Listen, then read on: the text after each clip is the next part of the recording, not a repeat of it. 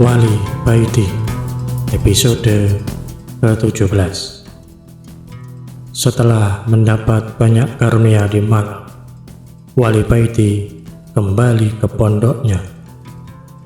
Mbah Kiai yang tahu kedatangan Wali Baiti merasa sangat senang dan langsung menyuruh santri untuk memanggil Wali Baiti dan menghadap kepadanya. Wali Baiti yang mendengar titah gurunya itu langsung pergi ke dalam. Assalamualaikum, ucap Wali Baiti ketika berada di depan dalam.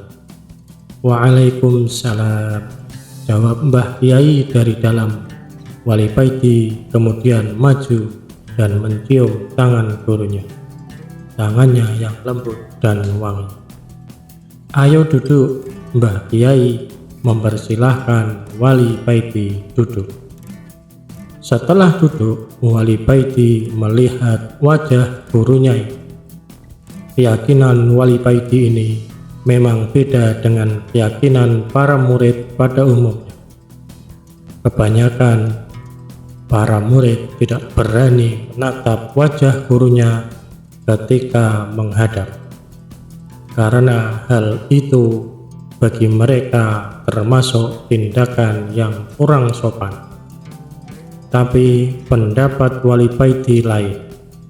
Dia lebih suka melihat wajah gurunya karena baginya melihat wajah orang yang soleh adalah ibadah, dan tentu ada barokah di dalamnya.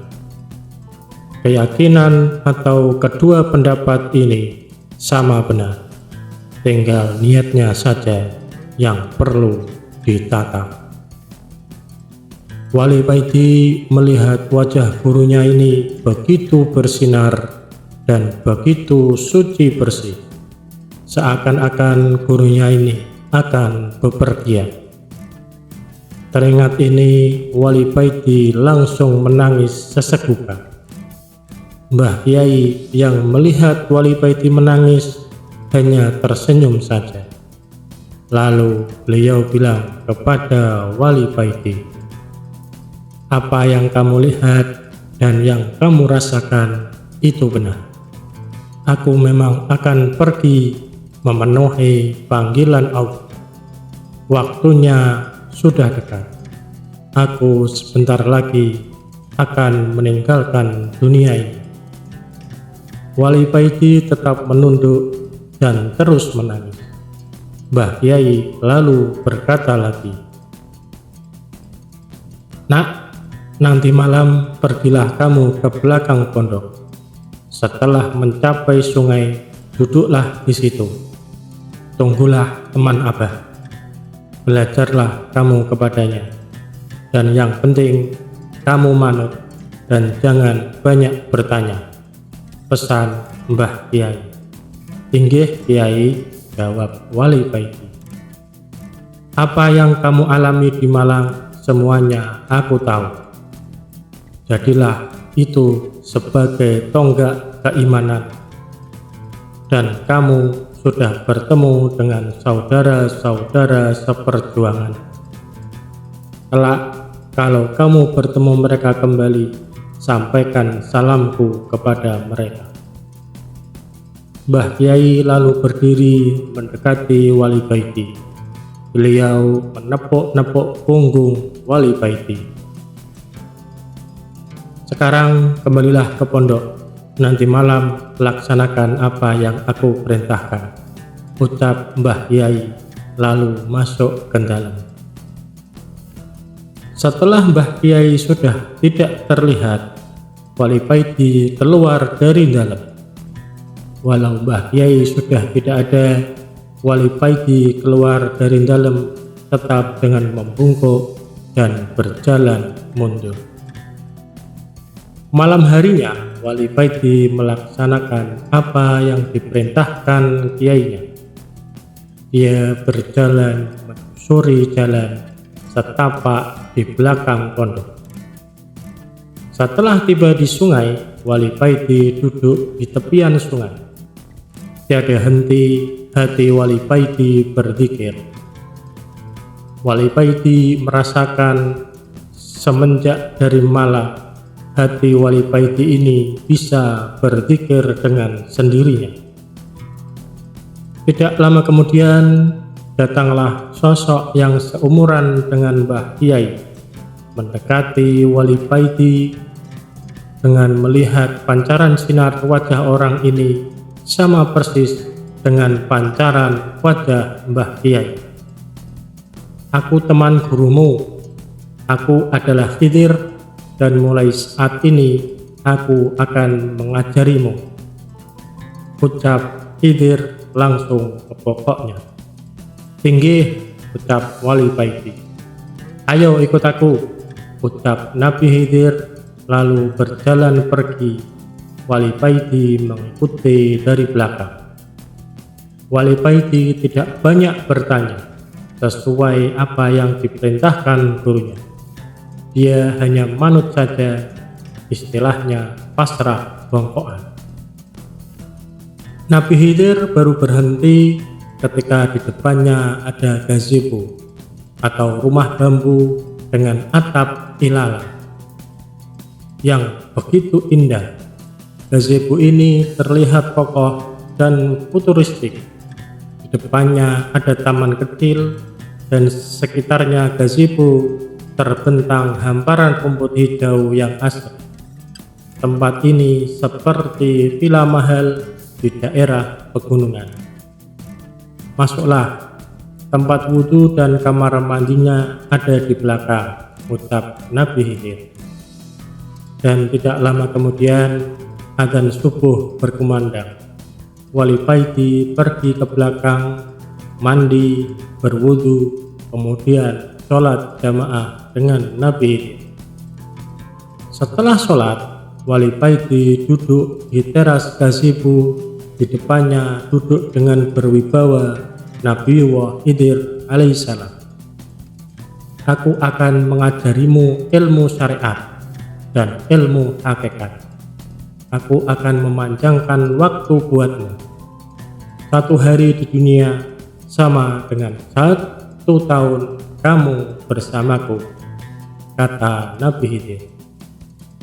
Sejak itu Wali Paidi belajar kepada Nabi Khidir tentang berbagai ilmu, mulai sorof, nahwu, fikih, balaghah, mantek, dan lain-lain.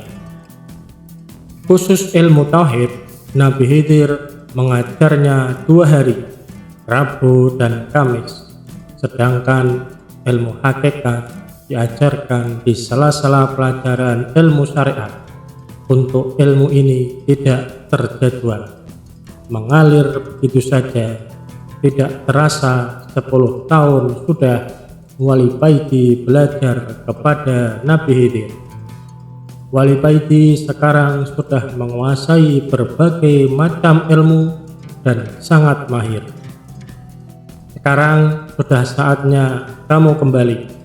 Ingat pesanku ini, ilmumu itu tidak dapat kau pamer-pamerkan. Apa yang aku ajarkan beda dengan apa yang kamu terima di pondok. Ilmu yang aku ajarkan kepadamu hanya akan keluar ketika dibutuhkan. Ilmu itu aku taruh di hatimu, kata Nabi Khidir kepada Wali Paidi sehabis sholat isya berjamaah. Inggih, ucap Wali Paidi.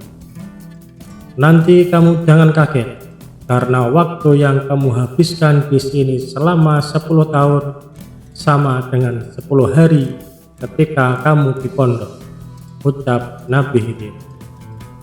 Hari itu juga Nabi Khidir mengantarkan Wali Paidi ke tempat pertama kali mereka bertemu. Setelah menyampaikan pesan-pesan, Nabi Khidir pergi meninggalkan Wali Paidi. Wali Paidi masuk pondok tepat adzan subuh berkumandang. Sejak saat itu, Wali Paidi seakan mempunyai ilmu laduni.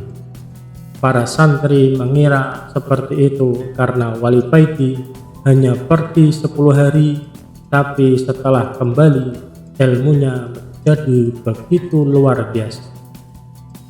Padahal ilmu yang didapat oleh Wali Paiti diperoleh dengan rajin belajar selama 10 tahun.